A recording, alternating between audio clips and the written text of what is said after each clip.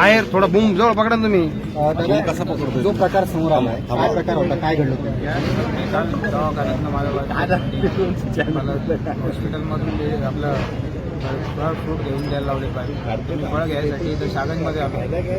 गाडी लावण्यावरतून वाद झाले. त्यांनी आई विंडोवरतून शिवाय दिलं मला गाडी लावली. मी चुपचाप बसलो त्या टायमाला. त्यांनी माझ्या वाईफवरती आलो सगळं. माझी वाईफ आज सध्या घाटीमध्ये ॲडमिट आहे. मला पण मारहाण केली त्यांनी. आणि त्याने अजून असं पण सांगितलं मी शाहूच आहे, तुला काय करायचं ते उपयोग, तुला ज्यांना फोन लावायचं त्यांना फोन लाव, तुला जे करता येईल ते कर. माझी बायको 5 महिन्याची प्रेग्नेंट आहे. माझ्या बायकोला आत्ता सध्याला ॲडमिट केलेलं आहे. मला पण मारहाण केलेली आहे. माझ्या गाडीची चेन गेलेली आहे. कानावरती बघू शकतो. चाकू घेऊन माझ्या मागं लागलेली होती. पोलीस चौकीच्या समोर मारलेलं आहे इथं या चौकीच्या समोर. यात मर्डर करून टाकाल म्हणजे तुमचा डायरेक्ट कापून टाकाल. भर दिवसात 3-3:30 वाजेची गोष्ट आहे. माझ्याकडे व्हिडिओ आहे सगळ्यांची. कमीत कमी 25-30 जण मिळून ते तिघांना मारू लागले. त्यामुळे मला मारलं, माझ्या भावाला मारलं, माझ्या वाईफला मारलेलं आहे. एवढं त्यांनी हे केलं. बरं काय कारवाईची मागणी करता काय व्हायला कारवाई कडक कारवाई व्हायला पाहिजे सर त्यांच्यावर. त्यांचं शिक्षा व्हायला पाहिजे मेन म्हणायचं. त्यांना इथं उभा पण नाही राहिलं पाहिजे. हे नशा करून इथं सगळ्यांमध्ये इथं उभं राहतात. हे इथं बाकीच्या समाजाचे पण लोक येतात. समाजाचं म्हणत दुसरं कोणी पण येत राहतात. तुम्ही असं प्रत्येक व्यक्तीला तुम्ही असं जर बोलशाल, तुम्ही गाड्या लावण्यावरतून छोट्याशा गोष्टीवरतून तुम्ही तू मामा करशाल ते हे खूप मोठं. तुमचं नाव ना पुराण मारलं मला, हाताला दंडाला पायाला मारलं, इथं डोक्याला मारलं, त्यांनी माझ्या फडाफड मारलं, माझं चकमा केला करून. काल काय प्रकार घडलेला होता तुमच्यासोबत काय झालं? तुमच्यासोबत काय झालं? परवा दिवशी मी 2 वाजता मुलाला शाळेत सोडून मी इथं आले. माझं सकाळपासून गिऱ्हाईक नव्हतं. मग मी म्हणलं भैया की पूर्ण गाडी येऊन उभं राहिलं माझ्यासमोर. मी म्हणलं भैया पलीकडे घे तू गाडी, मला आता धंद्याचं काही मी गिऱ्हाईक नाही. म्हणलं मी आताच आले. तर मला त्यांनी शिवी गाळ केली. तर मी उठून उभं राहिले. मी मला शिवी कशामुळे दिली तर त्यांनी लगेच मला मारलं. म्हणलं मग लगेच मी म्हणलं शिवी नको देऊ तू माया कसं शिवी देतो. त्यांनी लगेच मला मारलं. मग मारलं तर मग मी लगेच पोलीस चौकीत गेले. मग ते लोकांनी पळू आले फौजी लोक सगळे. त्यांनी मग धरलं, सोडासोडी केली. ते पळून चालला होता. त्याला पळून आणलं धरून. त्याला आतमध्ये मग पोलीस चौकीत मध्ये नेलं. मग त्यांनी सांगितलं त्यांनी लई मारलं मला, हाताला दंडाला पायाला मारलं, इथं डोक्याला मारलं. त्यांनी माझ्या फडाफड मारलं, माझं चकमा केला करून हाडून. तुला पोलीस लोक मला सोडायला आले नाही. पूर्ण लोक होते पण कोणी सोडायला आले नाही. बरं एवढं मोठं वर्दळीचं ठिकाण होतं इथं पोलीस होते का त्यावेळेस? कुठं झाली मारा नेमकं? बाहेर झाली, चौकी समोर झाली, बाजूला झाली चौकीचं, पण कोणीच नव्हतं गावात. नंतर बाकी लोक आले मारले. मी आतमध्ये चौकीत केलं. पोलीस केस केले की मी परत मग त्यांनी मग मला मी 18 शिटी केली. पण त्यांनी मला ती पाटील कोणते ते अरे बाई पाटील ते दुसरा एक पाटील आहे 2-4-5 माणसाचे मीडियावाले आलते. त्यांनी मला माघारी घ्यायला लावली गोड बोलून. मग मी ते म्हणे 4-5 हजार रुपये द्या मिटून टाका. म्हणे हिचं काय नुकसान झाली तर बोलून द्या म्हणे मिटून टाका. मला त्यांनी 9 वाजता बसलं. रात्रीचं काही पैसे तर दिलं नाही, 5 पैसे बी नाही दिले. पण त्यांनी मला नुसतं बसून ठेवलं, नुसतं आशाला लावलं. त्यांनी मला इतकं त्रास देऊन मी जेवण केलं आलो. मला चक्कर आली, दवाखान्यात कालपासून परेशानी. बरं ते कोण तुम्हाला कोणी तक्रार मागे घ्यायला लागली? कोण नाव ना त्यांचं? अरे भाई पाटील आहे, दुसरा एक पाटील आहे, 4 जण आहे. 4 जण आहे माणसं. एक मीडियावाले 2 जण.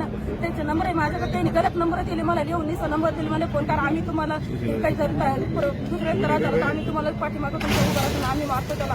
त्यांनी नुसतं गोड बोलून त्यांनी पैसे घेतले, त्यांना करून दिले, त्याला सोडून दिलं त्या मुलाला. दिवसभर बसून मला तिथं बसून ठेवलं 9 वाजता. आता इथे मग येते करून नमाजीचा बहाणा करून ते तिथून आले सर. तर काय कारवाईची मागणी करता तुम्ही? माझ्यावर फक्त आणलं होतं कसं मला कोणाचा सहारा नाही. मला एक तर पैसे नाही. आम्ही कमजोरी. आम्हाला सकाळी नाही काम केलं, संध्याकाळी खाण्याची पंचायत होती म्हणून आम्ही बसले नाही. मी मला कोणाचा सहारा नाही. मी सासू वर्षी नाही सर. काय त्या मारण्यावर काय करायला पाहिजे? कारवाई करायची तुम्हाला? त्याची कारवाई करायला पाहिजे. त्यांच्या गाड्या नाहीशीच करायला पाहिजे तर त्यांनी. ओके.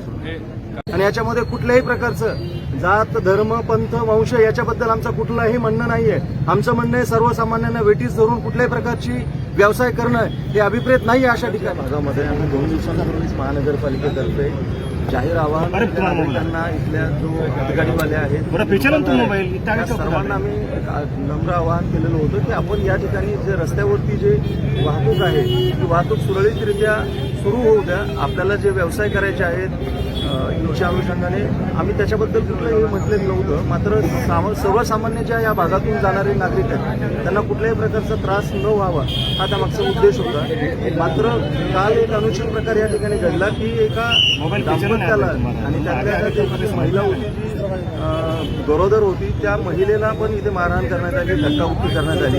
त्यामुळे या ठिकाणी कारवाई करण्याबाबतीमध्ये आणि या ठिकाणी मध्ये नागरिकांना जे काही असुविधा होत आहे त्यांच्या मुवमेंट करण्यामध्ये यासाठी आज महानगरपालिकेचं पथक इथं आलेलं आहे. या ठिकाणी आम्ही फक्त एकच आमची विनंती आजही आहे की कुठल्याही बाबतीमध्ये सर्वसामान्यांना वेठीस धरून आपल्याला कुठलेही व्यवसाय करता येणार नाहीत. जर आपण तशा पद्धतीचा प्रयत्न केला तर ते पोलीस विभाग आणि महानगरपालिका हाणून पाडेल. आपण कृपया करून आपले व्यवसाय हे आपल्या दिलेल्या निश्चित केलेल्या जागेतच करावेत. सर्वसामान्य लोकांना वेठीस धरू नये. कृपया करून आपण आपले व्यवसाय हे जे एका मर्यादेपेक्षा पुढे जर आले तर याच्यानंतर अतिशय कठोर कारवाई प्रशासनामार्फत करण्यात येईल.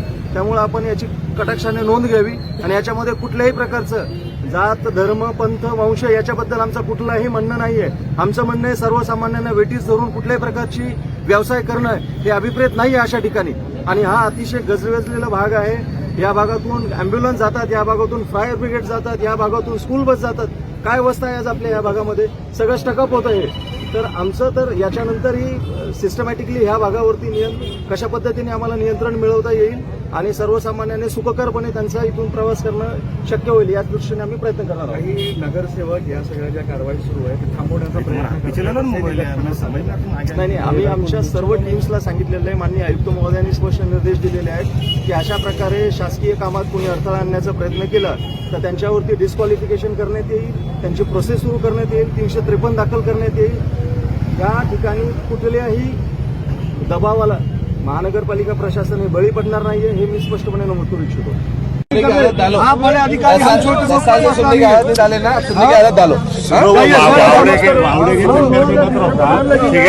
वो उसको कुछ ना लॉ मालूम है, वो खुद को ताना समझ रहा है, वैसे नहीं चलने वाला. ठीक है, तुम्हारा आज से तुम खराब मत करो. घर में वो